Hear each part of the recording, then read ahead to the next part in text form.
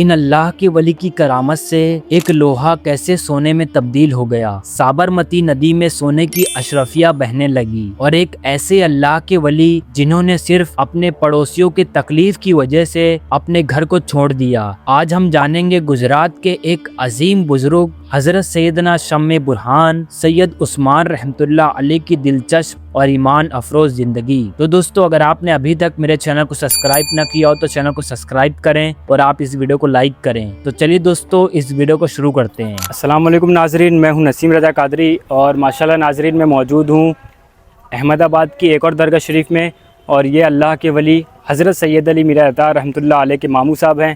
تو چلے چلتے ہیں، آپ رحمۃ اللہ علیہ کی پوری سوانح حیات کو جانتے ہیں۔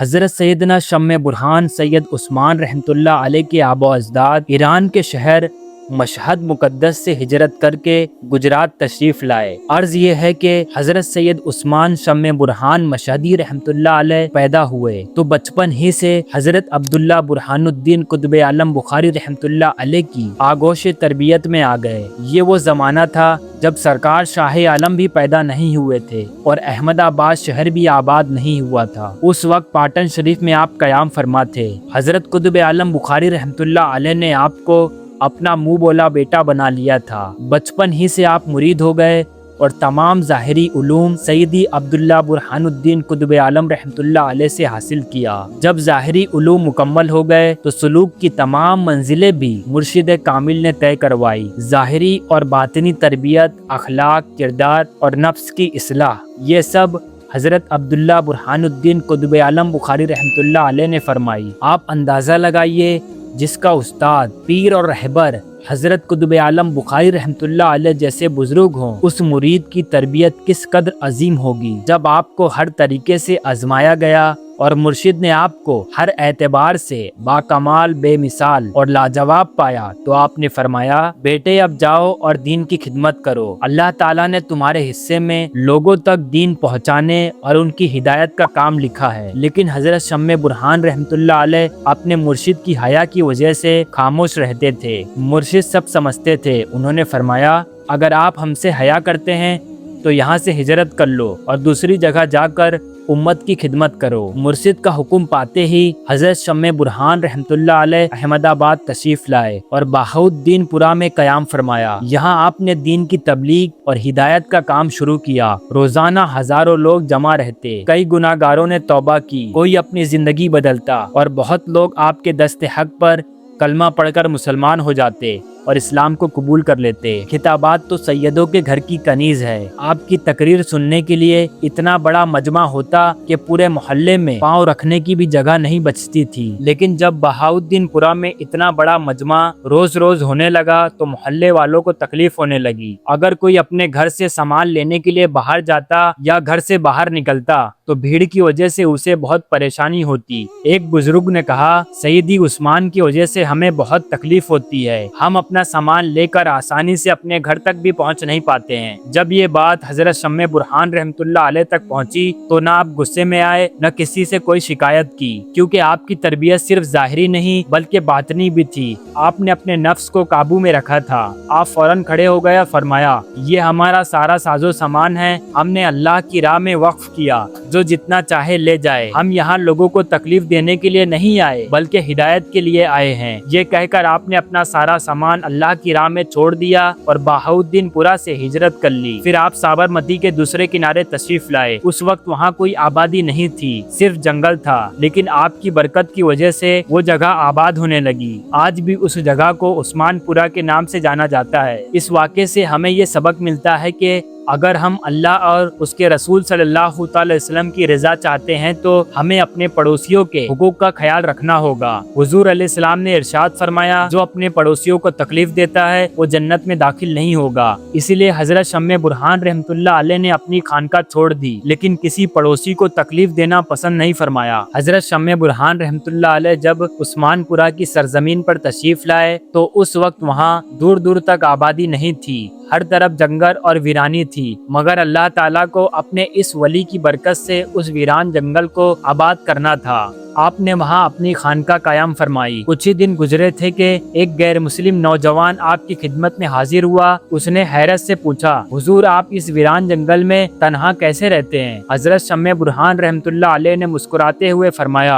अनकरीब यहाँ बहुत बड़ी आबादी बसने वाली है, तुम भी यहाँ आ जाना। वो नौजवान अर्ज करने लगा, हुजूर हम बहुत गरीब हैं, हमारे पास यहाँ बसने के लिए कुछ भी नहीं है। आपने फरमाया, अपना पानी का बर्तन लो और साबरमती नदी से पानी भर लाओ। वो हिंदू नौजवान साबरमती के किनारे पहुंचा और उसने एक अजीब मंजर देखा। पानी की जगह सोने की अशरफिया बह रही थी। उसने अपने बर्तन को सोने की अशरफियों से भर लिया और दौड़ता हुआ हजरत शम्मे बुरहान रहमतुल्लाह अलैह की खिदमत में हाजिर हुआ और अर्ज की, हुजूर आपने तो पानी लेने के लिए भेजा था, लेकिन वहाँ तो सोने की अशरफिया बह रही हैं। हजरत शम्मे बुरहान रहमतुल्लाह अलैह ने फरमाया, ये माल लेकर अपने वालिद के पास जाओ और जरूरत का सामान खरीदो और फिर यहाँ आकर आबाद हो जाओ। उसके बाद धीरे धीरे लोग यहाँ आते गए, घर बनते गए और देखते ही देखते वो वीरान जंगल एक आबाद बस्ती में तब्दील हो गया। आज भी उस जगह को उस्मानपुरा के नाम से जाना जाता है। यही वजह है कि औलिया इकराम सिर्फ जिस्मों पर नहीं दिलों पर हुकूमत करते हैं। उनकी दरगाहों पर हर मजहब हर तबके के लोग अकीदत के साथ हाजिर होते हैं। हजरत शम्मे बुरहान रहमतुल्लाह अलैह हमेशा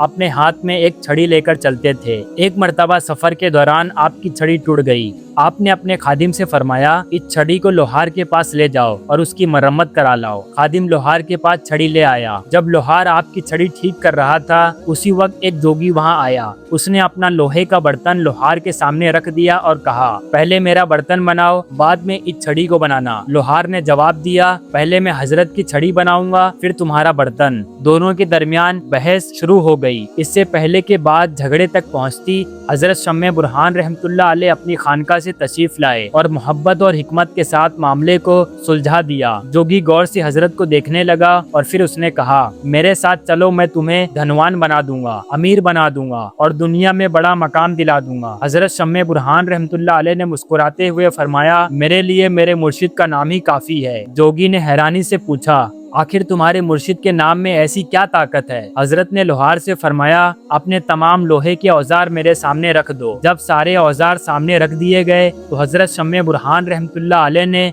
अपने मुर्शिद हजरत सैयदना अब्दुल्ला बुरहानुद्दीन कुतुब आलम बुखारी रहमतुल्लाह अलैह का मुबारक नाम पढ़ा और औजारों पर अपना दस्ते मुबारक फेर दिया। सुबहान अल्लाह, अल्लाह ताला की कुदरत से वो लोहे के बर्तन सोने में तब्दील हो गए। हजरत ने जोगी की तरफ देखा और फरमाया, तुम लोगों को बड़ा बनने के लिए कितनी मेहनत और जतन करने पड़ते हैं, लेकिन मेरे लिए मेरे मुर्शिद का फैज़ ही काफी है। इस वाक़े से मालूम होता है कि अल्लाह के नेक बंदे अपनी कुव्वत पर नहीं बल्कि अल्लाह और अपने मुर्शिद के फैज़ पर भरोसा रखते हैं। हजरत शम्मे बुरहान रहमतुल्लाह अलैह के पोते का निकाह हजरत ख्वाजा रुकनुद्दीन काने शकर रहमतुल्लाह अलैह की पोती से हुआ। आपके बेटे हजरत ख्वाजा दाऊद चिश्ती निज़ामी रहमतुल्लाह अलैह के जरिए ये मुबारक रिश्ता दो अजीम रूहानी खानदानों के दरमियान कायम हुआ। हजरत ख्वाजा रुकनुद्दीन रहमतुल्लाह अलैह का खानदान निहायत शानदार और शाहाना जिंदगी गुजारता था, जबकि हजरत शम्मे बुरहान रहमतुल्लाह अलैह निहायत ही सादगी और कनाअत पसंद थे और एकदम सादी जिंदगी गुजारते थे। एक दिन एक खादिम ने अर्ज की,